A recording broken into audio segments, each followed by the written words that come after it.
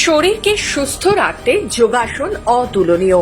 যোগাসন শারীরিক নমনীয়তা বাড়ায়, স্ট্রেস কমায়, মনোযোগ বৃদ্ধি করে, হজম শক্তির উন্নতি ঘটায়, রোগ প্রতিরোধক ক্ষমতা বাড়াতেও সাহায্য করে। তাই যোগের সাথে তাল মিলিয়ে ক্রমশ মানুষ ঝুঁকছে যোগাসনের দিকে। পিছিয়ে নেই দক্ষিণ 24 পরগনাও।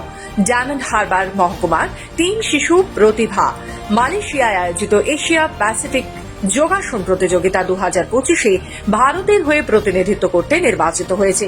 তাদের নাম আজ গর্বের আলোয় ভাসলেও আর্থিক সংকট হয়ে দাঁড়িয়েছে স্বপ্ন পূরণের সবচেয়ে বড় অন্তরায়। কুস্তির চকদেবু ঘোষ এলাকার 9ম শ্রেণীর ছাত্র অভিক হালদার, মগরাহাটের আমরাতলা 4র্থ শ্রেণীর ছাত্রী আরাধ্যা ভৌমিক এবং ফলতার হাসিমনগরের 3য় শ্রেণীর ছাত্রী মেঘাদ্রি ঝুলকি তিনজনই সম্প্রতি কেরালার রাজীব গান্ধী স্টেডিয়ামে আয়োজিত ওয়ার্ল্ড ফিটনেস ফেডারেশন যোগাসন স্পোর্টস জাতীয় প্রতিযোগিতা 2025-এ দুর্দান্ত সাফল্য অর্জন করেছে। এর মধ্যে মেঘাদ্রি ঝুলকি স্বর্ণপদক জয় করে সমান নজরকারী। আরাধ্যা ভৌমিক আগেই নদিয়া স্টেট লেভেল প্রতিযোগিতায় সোনার পদক পেয়েছিল। কি জানালো ছোট্ট আরাধ্যা, আসুন শুনে নিন। কেমন লাগছে? কতদিন ধরে যোগ ব্যায়াম? 1.5 বছর। কোথায় গিয়ে মিলিয়ে আর কেরালায়। এরপরে ইন্টারন্যাশনাল আরও বড় বড় ব্যায়াম করবে, তো সেই নিয়ে কি প্র্যাকটিস চলছে? হ্যাঁ, যোগ ব্যায়াম ছাড়া কী কী করতে ভালো লাগে? যোগব্যায়াম ছাড়া গান, পড়াশোনা। বাড়িতেও শেখা হয়? বাড়িতে কে শেখায়, মা না বাবা? মাও শেখায়, বাবাও শেখায়। বাড়িতে কতক্ষণ সময় দেবে? 3 ঘন্টা।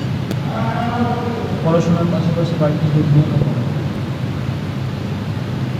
তো কতটা খুশি? ভালো, অনেকটা।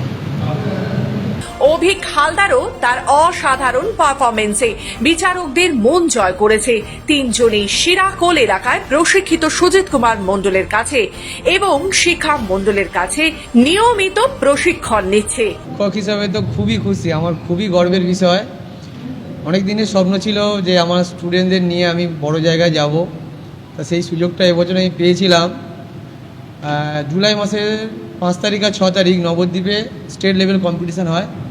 সেখানে আমার 6জন কি 7জন স্টুডেন্ট পার্টিসিপেট করেছিল। তার মধ্যে এই 3জন স্টুডেন্ট মেঘাদ্রি, অভিক এবং আরাধ্যা, এরা 3জনই জাতীয় স্তরে খেলার সুযোগ পায় এবং সেখান থেকে ওরা ভালো পারফরমেন্স করে 3জনই ওরা ইন্টারন্যাশনাল, যেটা মালয়েশিয়ায় হবে সম্ভবত 13 তারিখ আর 16 তারিখ অক্টোবরের 13 থেকে 16, ওখানে অংশগ্রহণ করার সুযোগ পেয়েছে ওরা।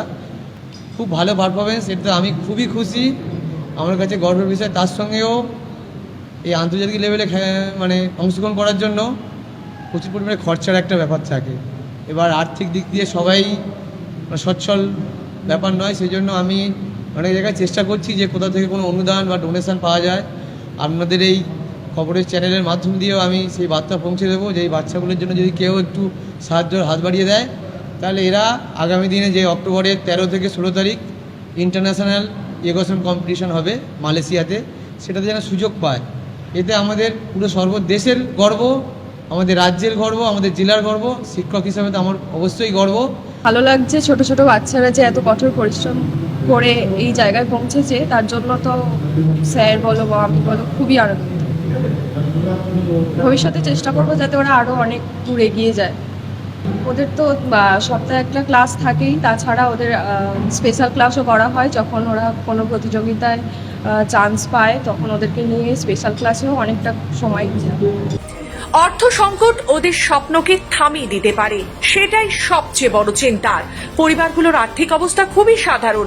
মেঘাদ্রির বাবা বেসরকারি কোম্পানিতে কর্মরত, আরাধ্যার বাবা সিভিক পুলিশে, আর অভিকের বাবা ছোট্ট একটি ব্যবসা আছে তার। আন্তর্জাতিক প্রতিযোগিতায় অংশ নিতে ভীষণভাবে চিন্তিত পরিবার। এই হিসাবে মেয়ের সাফল্যতে আমি খুব খুশি।